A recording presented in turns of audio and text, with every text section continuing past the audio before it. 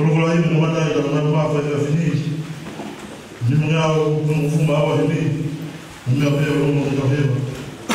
Ni mana orang?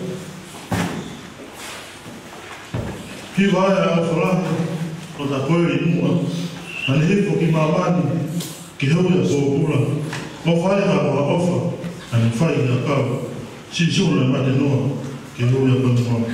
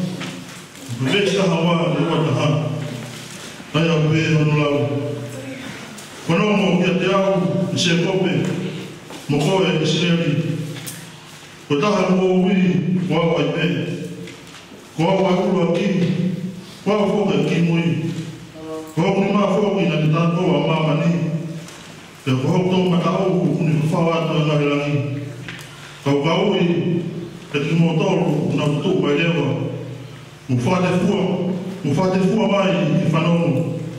Kohai fahina koe ufaha mea meheni. Kutotaka kuofa kiaja sipawa, ilifahari mfunda ngaro kipa bilon. Iyo, ilifahari nonima kika ukalitia. Kwao korea. Kouya foki, iyo, kufahamu mai, ya utuma alie unufunuma. Mungu mai ya yao, fanoma kemeani.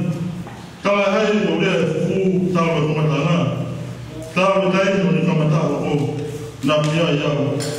Betamini kwa Adonai Shihova unifika wao unalawalie.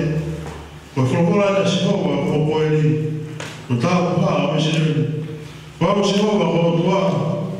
Kwa roho ni fai ya ama. Kwa tataka kwa hala totonu ilifowai. Kama ya na kitakuwa na kitabu mai tutu ni. Pe kwa hane kwa itape ufimali. Na kwa maana ni hane na mahibia utani. Tutawa hapo na kutata. Kwa kuwa wana wao ngelo kikiliona ikaikuja nunua metamati vya kuitoa Babiloni. Paulo amemkabatia kama mfano mweli angalia kwa tuituri. Aidia watu ni mataana mamani.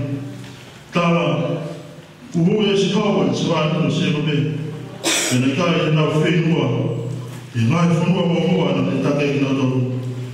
Tuada kubaya ni makao na tolo. Fahimu watu. Yapuna ya bai. Amen. Wes malama. Tobe benson na lao. Kwa kibuye baya wa tao benfaria. Kwa huye shikawa seko. Enakai na feinua. Ingai funua mwa na nitake kinado. Kwa huye shikawa seko. Enakai na feinua. Ingai funua mwa na nitake kinado. Kawe na Shihova atau misteri. Shihova atau misteri. Kota ukutfolo mbanga. Kutoe meto ya Asia. Oku ya fatodoro tabu. Ko Asia au eni. Pengai visione makikite parofita.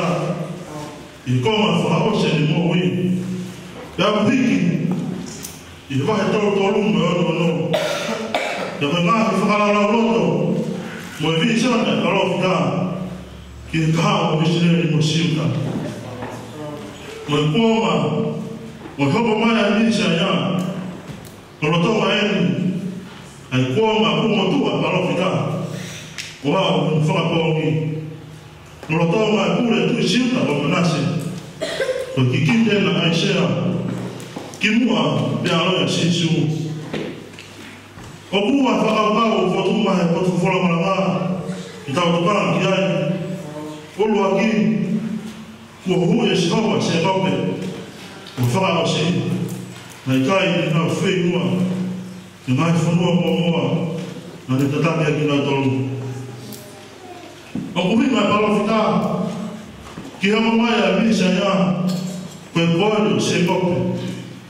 Pende nifaya fatonia faka koeli. Kisireli mshimta. Kwa koeli. Motokai maafi. Ukuni totonga tomowa. Faka taa kita tetawa taina.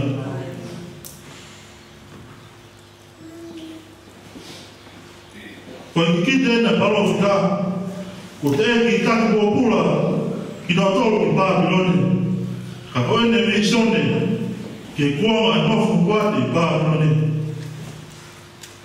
Hapo maya koreshe pesi ya. Ufuata wataina kinatolo. Muto elame tembale. Na hapo kotoa pea kikite. Biao maya kikuwa shishu. Uhopo maya kwa. Ihapo tevita. Kwa kweli usekope. Kitotonga mkua kanataha kolosi. Katawa taina. Mboni pea faka anawe kuna ke. Hivi malie uhiwa mikao kula kia mhala kame ukitawa hiwa ya ofolaki watakori mua na ndifo mhabani kihewe kwa kula ofaya kama ofa na nifai na kawa shishuna mate noa kihewe kwa mua E kong ki mua e wha walu. O kui kia wha nawa e o kua. Ki hako se ko me. Tau mai ana me takawa me tau mai tutu ni. Pēne wa me hawai ta whea whi maha. Pēa chinchini ha me pēa au maha ni. O fua mana wa. E heba kiri ona.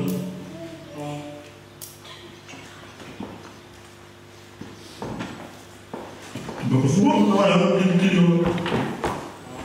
E tau e o tau tuaga mana wa a whama whai nesi. Te hao kia whito tamata.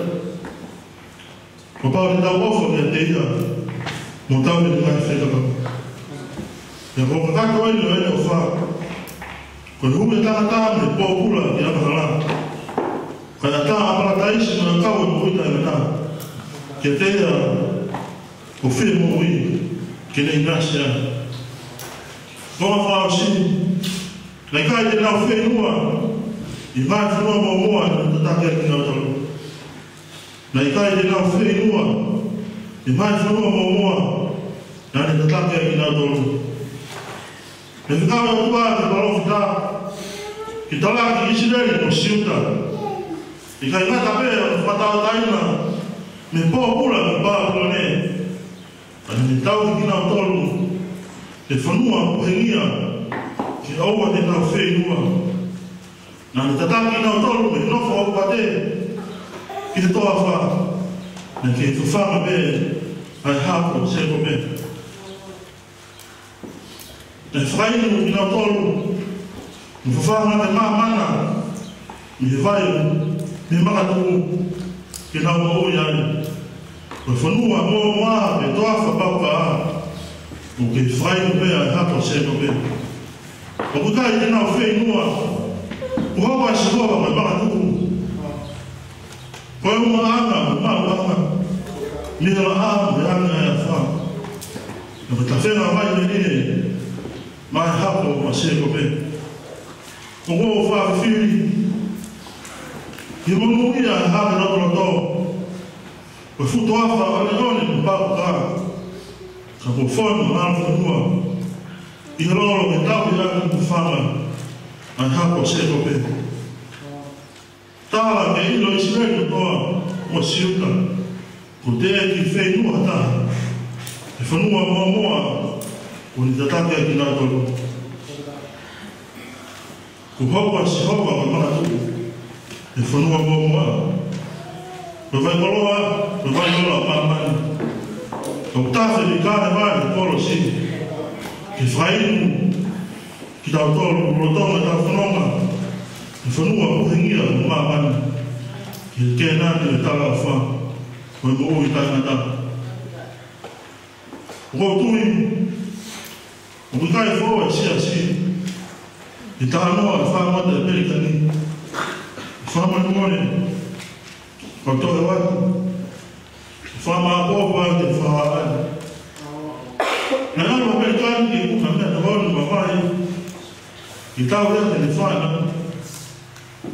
Me mau apita whamata e perikani mo e ki. Kai pamona e tōha a whama. E mahino ai. E te ake ni whamata. E whaukia te hunu ngā. Ngā mea me ki e whema i ako e whekua. E ni whotua no pēspesi o no whanakata. O tāpu mea hakakano. O whawhanga ni whanau. Whainu aku na toto. E mōre e hui perikani noi ni. E hui ni whanau. Ka iwa. Nei a perikani ni tātiti. E wakai mōre i whirika ina. O whenua ni whanau. E ni whaka ni sinoa mo tata i kare ware. I whawhanga mo whai waki. A koe moau. E matei a tamu ui ki taua. Mōni mea sisu. I loa mai a me keina whakama mo ino o toto. A kure no whamau e te au. Moau e te ia. E mōni mea pē teri a ke. Kau tau ia si hova. e kai ni mo siwa o si ho vai pe ai tau ko misiri ko hu ye si ho va en se va ni no se ko pe en kai na fe no ma fa no mo ani tata ke na do amen pro vai me fa sa da ma fa da fini fa me ma ni ma fini mudar no me da vivo fa no vivo si su wa ma tu wa ma ya o hera e ta mo poco la la me futo a fa e kai da pa bene me foto ma ma ka kai ma lo la se so